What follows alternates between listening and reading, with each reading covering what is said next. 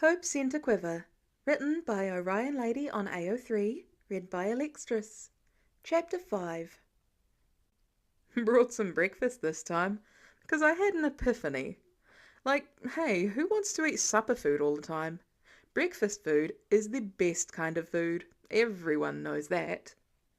Clint's jog petered out to a springy walk when he rounded the oak, Tupperware under one arm.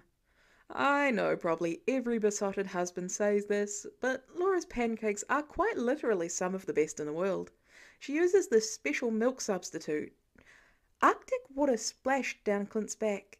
He searched the birches and surrounding elms, but his lungs constricted at finding everything empty and pristine.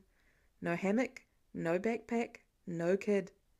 Other than the bonfire coals, Clint would never have known someone had been there. No. Clint's knees wobbled. No. This was it. He'd made a strategic move to not tell CPS about the boy and trust his independence, and it blew up in his face. The kid was gone. The kid was gone. Not again. No. Please, don't do this to me, kid. Clint stuttered over a breath. Missing kids, gone in a pile of ash, alone in the woods. His other hand, the one not holding a container of pancakes, balled in his leather jacket. The bereft, uncensored grief took his breath away. Grief for a child he'd met 2 weeks ago. That something behind his gut yanked again, some instinct he couldn't name. It had plagued him for days now, something he'd never experienced before, and that demanded his full attention whenever it tugged. Clint's hand travelled up to his mouth, masking shaking lips. It was the day of the picnic all over again. Lila beside him 1 second and gone the next. Nathaniel's mayonnaise hot dog the only evidence he'd ever been there. Crunch, crunch, crunch, crunch. Clint whirled, positively drowning in Clint's royal blue hoodie, 2 sizes too big at a minimum. The boy paused his light steps and blinked at Clint. His eyes widened when he took in the stricken expression. "What's wrong?" the boy signed, quick and clumsy. Clint had never wanted to hug him so badly. He wrangled back the urge with considerable willpower, though he allowed himself a relieved exhale that sounded wheezy and pathetic. The kid scuttled closer. His hand hovered over Clint's chest, his heart, before he caught himself and tucked it back against his side. "You're still here." Clint indulged himself in the quickest of palms to the boy's unbruised cheek. The kid was too stunned to flinch. "Thank God, you're still here." The boy nodded. "Why'd you take down the hammock and trash bags?" The boy pointed to the left-hand birch tree. Clint followed his eyeline higher, to a small nest of newborn grey squirrel babies and their chattering mother. The babies' eyes weren't even open yet, from what Clint could tell from a few feet away. He certainly wouldn't be able to sleep with that warning racket, the mother unimpressed with their presence, though she must have had the babies in the last few hours for the forest to be so still last night. "Got evicted by the local wildlife, huh?" The kid nodded, then mimed running. Clint passed through that with narrowed eyes. Only when the kid signed "house" did Clint's brows fly up. "You're a sweet kid, you know that?" The boy made a face, purely his age for a moment. "You moved it closer to the house so I don't have to hike as far every day." The kid nodded. That same yank morphed into a kind of tether, and Clint softened all over. "Golden retriever in human form I dub thee. Lead the way to your new abode." "Why not dog?" The kid signed it, a bit rough in his grammar, but then Clint didn't have a leg to stand on in that department. They walked side by side along hidden deer paths. Clint noted that the kid came up to his chin, around Lila's age. He kept an eye on the kid's wobbling walk, never quite steady enough for Clint's liking. "Why don't we have a dog?" "Good question. Coop's been asking for one from about the time he could walk. My life was just too nuts before. A dog would have added stress to Laura on her own. We have loyal friends, but being a public figure is hard, and one who almost dies on a daily basis, even harder." Clint's intrigue mounted at the boy's solemn nod of agreement. He hated seeing such dead eyes on such a bright morning, and nudged the kid's shoulder with his own. Pleasure zipped through him when the boy allowed the touch. We almost got to keep Lucky, that pizza-stealing dog I told you about. But Kate was lonely in her apartment off campus, so she took him home. Saved his life, inseparable bonds and all that. The kid put his thumb to his mouth and curled his index. Who? Oh, Kate. She's the student who helped me stop the Kingpin during the Christmas debacle in New York. She's also the reason I knew I was safe to semi-retire. That the future's in good hands. Wicked smart archer. Haven't seen a draw speed that fast in years. Something in the boy's face registered at the words, blinking fast. Treefall. Huh? Christmas, he signed. Then he swung his notched index fingers back and forth, the motion for ice skating. Ah, yeah, that was me. Clint snorted. Well, that was Kate's fault, actually. She's the one who knocked down the giant Christmas tree trying to get me out of it. We had to fight some people on the ice, shrunk a van, blew up some stuff, the usual. The boy squinted as if trying to picture that. Clint shook off memories of that fight with Yelena and barely making it back in time to be with his family. Maybe now that I'm home indefinitely, I can convince my wife to go for a chocolate lab. I'd suggest a golden retriever, but apparently we already have one on the property. The kid's mouth worked. He flicked Clint's elbow in retaliation. Clint didn't trip, too used to curveballs at a split second's notice, but the kid did. His eyes bugged. It's okay. Clint kept his tone to a rumble. It eased the kid's hands from their fisted position. He refused to engage in a repeat of yesterday's argument. Hey, I'm never gonna lash out, even if you slap me in the face. Good adults don't fly off the handle. The kid did a double take at him for that, utterly lost, and Clint warmed even more. He spoke, slow and soothing. If I'm allowed to mess with you a bit, that's an open invitation to joke around with me back, as long as it's all in good fun. Make sense? A sudden twilight creased the boy's face, an awfully old, elderly almost, expression for a teenage boy, like a seasoned soldier. He nodded, a rote response. Clint sighed. Day at a time. At least he hadn't told Clint to go away like the last time he'd attempted joking around. Progress was progress. They made it to a plastic bag that had been acting as the kid's blanket before Clint brought the comforter, now hung as a privacy curtain between two close-knit river birch trees. The boy peeled it back with a ta-da arm. This is nice. Clint put his hands on hips. You've got more protection here with the pine trees in a circle, and the needles in this spot make a nice carpet. Drier, too. Plus, it was right by Sensor 11. Perfect. The boy beamed at this meager praise, and Clint felt better than ever at not spilling the beans to Maria. Clint held out his fist. Great work, Mr. Aloha. The kid frowned at that fist for longer than Clint expected, what had to be a full 20 seconds, then bumped it with his smaller one. The hoodie sleeves, already rolled up 3 times, flopped around his hands. A kid. This beleaguered figure was just a kid. A child. Clint pushed past the ache. Let me see this rope job. He didn't even have to put on a show of checking the hammock ties around the tree. The rhythm of double-checking lines already in ingrained motion. He hadn't done it in a few years, but it felt like being on a cliff face with Nat or a wilderness reconnaissance mission. Just another day securing the area. Well done. Clint watched the kid flush at his impressed tone. These are taut-line hitches. Most adults don't know this military knot, let alone a kid. Last time I saw knots like this was when Steve strung up Morgan's tent in the backyard. The boy shrugged, a twinkle of emotion in his eyes that disappeared with the next breath. Maybe the kid had a father in the service, or an older brother. And there's one test left, the ultimate test. The kid's lips tightened. He looked from Clint to the hammock, eyes open. Hard on his sleeve in all its anxious glory.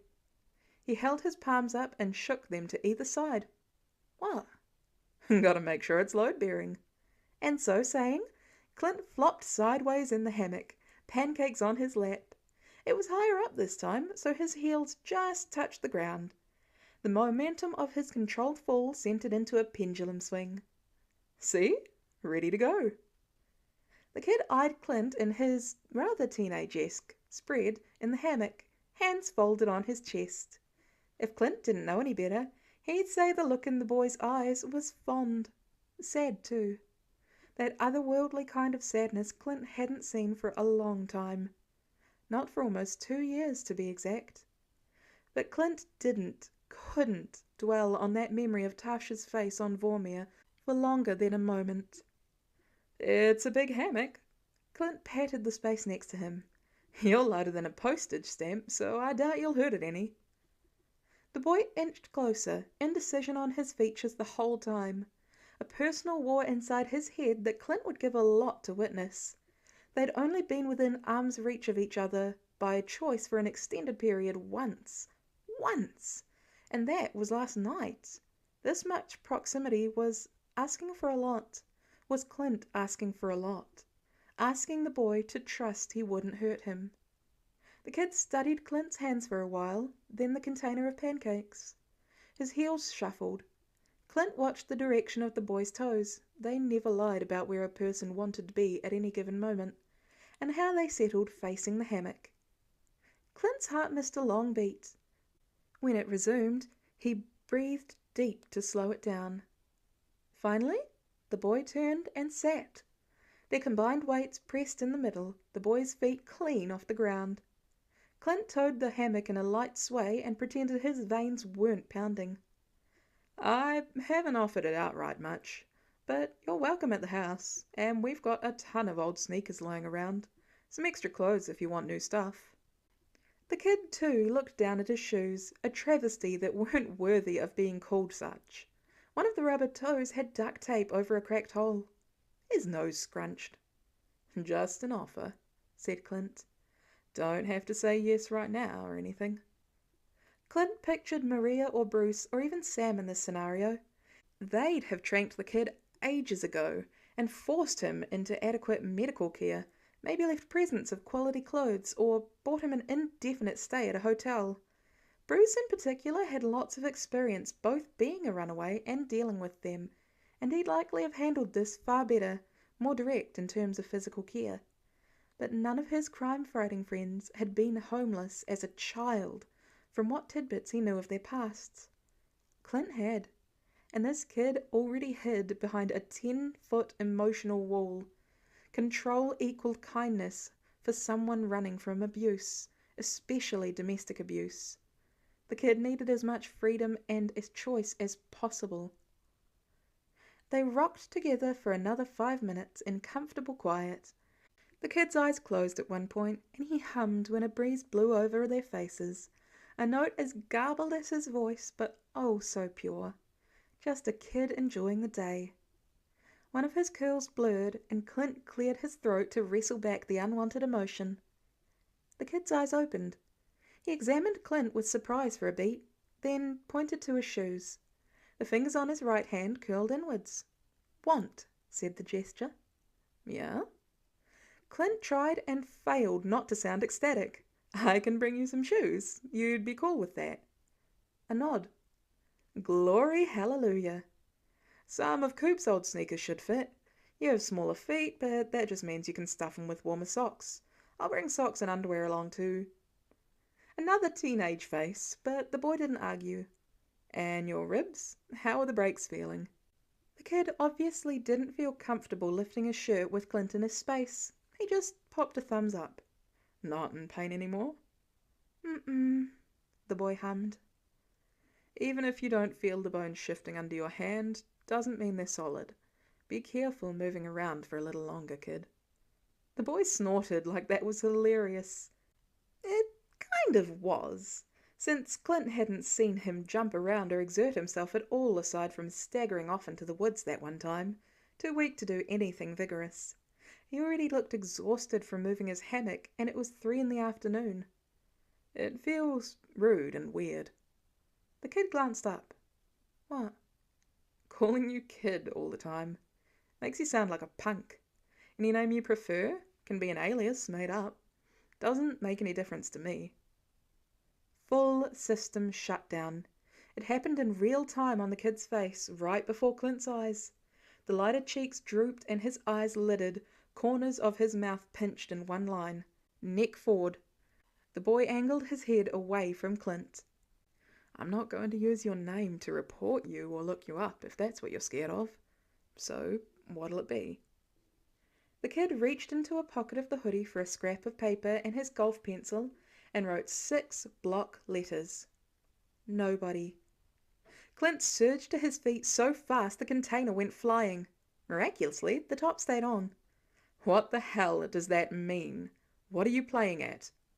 The kid didn't jump or scare, not in the way Clint expected for the slip and angry tone on his part. Ire simmered under his skin.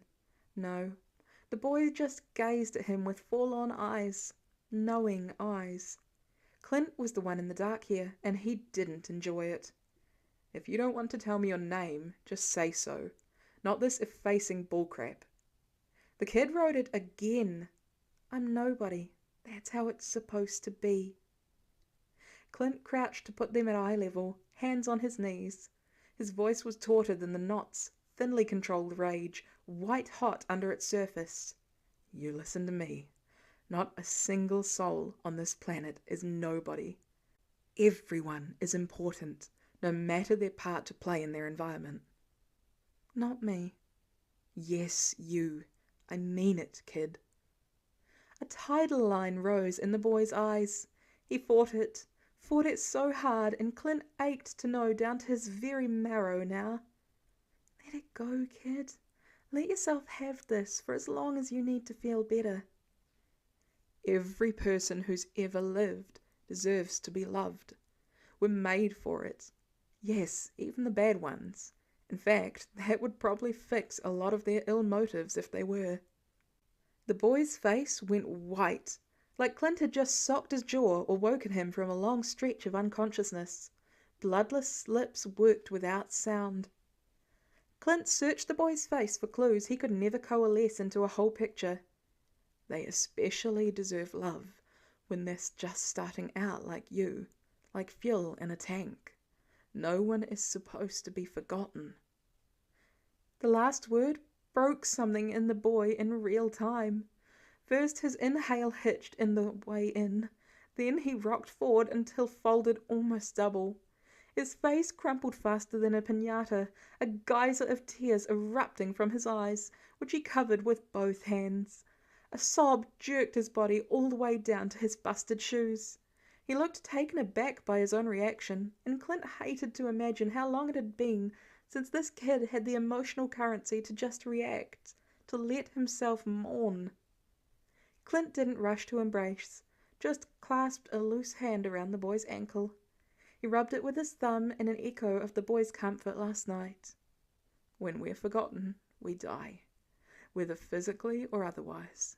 Take it from someone with first-hand experience, someone who went off the rails when left alone. The boy cried harder. Something gonged in Clint's brain, a klaxon. Is that why you ended up here, kid? To die?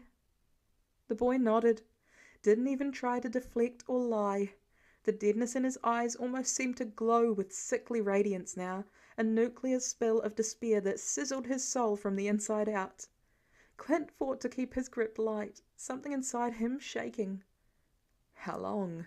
I mean, that wasn't the plan at first when you ran, was it? The boy shook his head. Clint breathed noisy through his nose. He didn't want to calculate how far the boy had travelled just to reach the end of his resources and his will to live in the middle of the woods. I'm sorry, he wanted to say. I'm sorry you've lived through such violence. You deserve better. He didn't say any of these things, for at the end of the day, no words existed to smooth a balm over this kind of spirit burn, the cauterized flesh of hope that had died in isolation's necrosis. So Clint just held his ankle, murmured soothing sounds without form. The kid cried, and so did Clint, deep inside himself. Natasha had died so he could be here, at this moment, comforting a boy the world didn't care about anymore, both of them alive despite all efforts to the contrary. Do you still feel that way, kid? Like you want to die?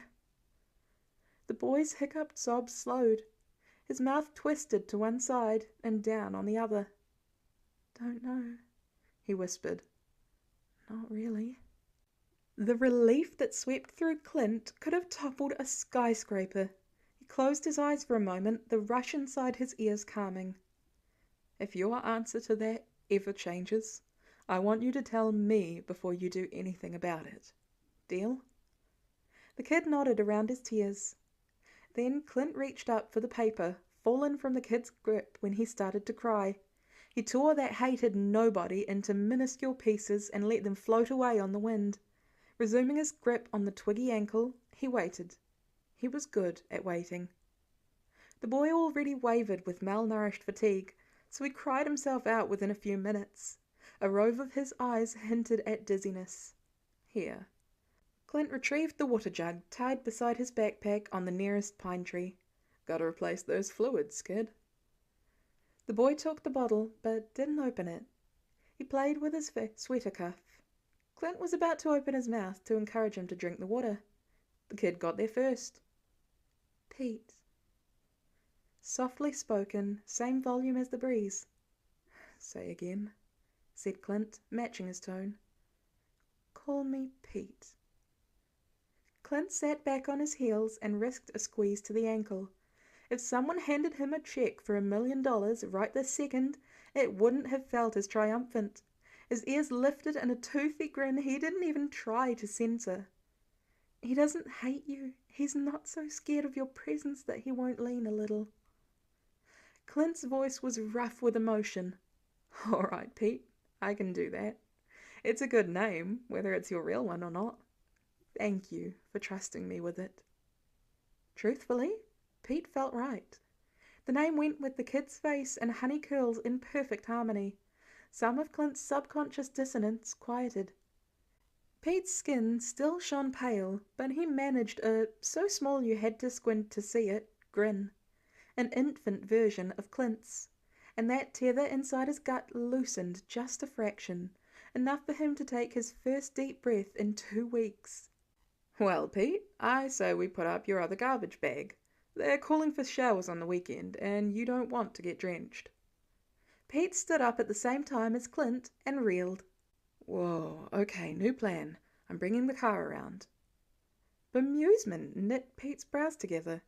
He glanced around as if Clint had somehow hidden a mid-sized sedan in the trees. Clint bit back his smile. It's an expression my wife Laura and I use. It means it's my turn to take care of things, to give the other person a break. You lay down and I'll put up the bag as a roof under your supervision. Sound good? Pete eyed Clint for a moment, his own quick study of Clint's features and clues hidden in things he didn't say. Somehow, Clint sensed the boy cut through the facade to what lay underneath him, the depressed grief carefully tucked away so his family never saw much of it. Then Pete pulled his hand away from his chin. Good. Pete? Laura whisper yelled it under the noise of Lila's violin practice in the living room. Today's piece was long, long ago, and she was finally starting to nail the high parts. That's his name? The one he gave me, at least. Honey, that's thrilling. He feels safe here, enough to let you in on a little more of who he is. Clint rinsed a plate and handed it to Laura to dry. Physically, he does. What do you mean? He said... Clint flipped off the tap, leaning over it. His shoulders had never felt so heavy. He implied that he didn't want to be alive when he first came here, Laura. She sucked in a sharp breath. Oh, so he came here to die. Sounds like it, though I doubt that was his original goal in fleeing. Reluctant, Clint flicked the tap back on. They washed dishes in silence for a bit. But he sat next to me, and he liked your pancakes, so I'm hoping that counts for something. Of course it does. You may even have changed his mind about wanting it to be over. After the suicidal thoughts confession, I'm not so sure about that. Clint, let's celebrate today's win and worry about the rest later. He's not actively seeking to harm or starve himself now, right? Not if the rate he guzzled your pancakes is any indication, no. There you go. Case closed for now. Clint's hand wandered through the suds for Cooper's favourite mug. Chewbacca's face smiled up at him around the bubbles. Do we still have the old sneakers and that unopened pack of underwear Coop outgrew before we could give them to him for Christmas last year? Up in the spare room. You bringing it to him tomorrow? Yep. The kid's chucks are a nightmare, Lo. Should have seen the dried blood and duct tape guts all over the right one. Laura tossed the drying towel over her shoulder. Speaking of which, I'd very much like to see. I'm starting to feel left out of this community service project. Clint nearly dropped Chewie. You want to meet him? Since the moment you told me we have a homeless boy living in our woods. I wouldn't have asked before you two developed a good rapport with him, but maybe two adults in the picture would both lessen the load on you and show him how much people still care, that not all adults suck. You're really sure? Clint met her eyes. He's not an easy case. Quieter than a dormouse. Fight or flight instinct ramped up to 11. Nathaniel has a play date over at Mason's tomorrow anyway. It's just us in the house until the kids finish school. Not a common occurrence. Clint handed Laura Chewbacca and thought it over. He didn't answer right away, scrubbing a bowl slathered in spaghetti sauce next. Pete had been nothing but kind and compassionate to Clint, aside from the walls to protect himself, and if that represented just a taste of what he was like inside, surely he'd treat Laura well. He'll be shy, Clint warned. Laura brightened. So is that a yes? That's a yes, baby. We'll go meet him tomorrow with bells on. A spark flickered in Laura's eyes. The wheels in her head were already in full spin. I think I have something better.